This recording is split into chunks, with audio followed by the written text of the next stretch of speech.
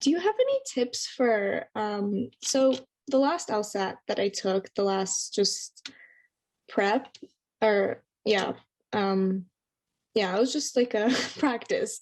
The last practice LSAT I took, I found myself where if I got, this was mostly for logical reasoning, if I got to a question that confused me, I had a hard time letting that question go in the time allotted, like a minute 25, let's say, per question, and moving on to the next one without having that question in the back of my mind and still trying to like figure it out and understand it, because I knew that I was going to try to come back to it and solve it, but it's hard to completely drop it and move on to the next question after that minute 25 is up.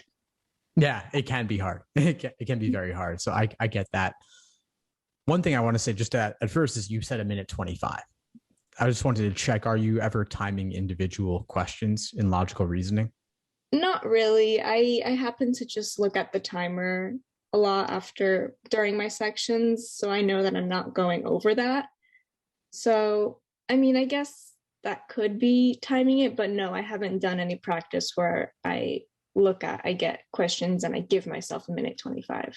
Okay, good. Just wanted to make sure of that because, of course, they vary in difficulty. You don't want to time yourself down to that level. Mm-hmm. I'm also curious that you said that you have the countdown timer going to make sure that you're finishing in the time allotted. Yes. But you also said that you're not finishing in the time allotted.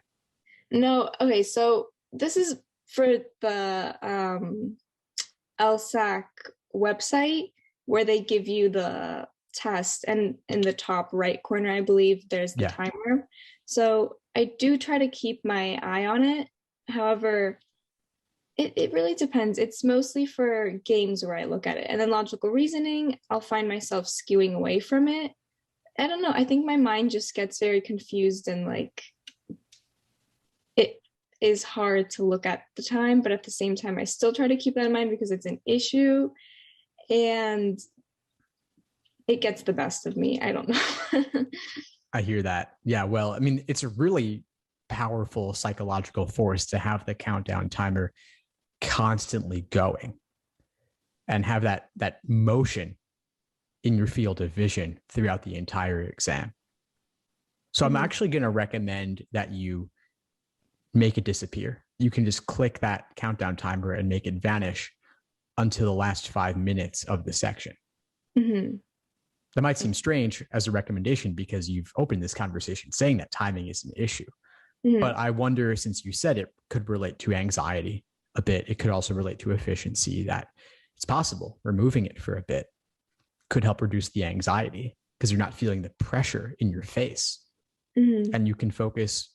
Of course, you can keep doing 45-minute sections if you want. You can increase your time a little bit to see what that changes for you. And then on the side, look into different ways to increase your familiarity, to increase efficiency, and then bring back the countdown timer later. Thanks for tuning into the show. Please subscribe if you haven't done so already to be notified of new episodes as I release them. And feel free to reach out if you need anything at all as you move forward with your prep. I'm happy to help however I can. In the meantime, I'll wish you all the best and take care.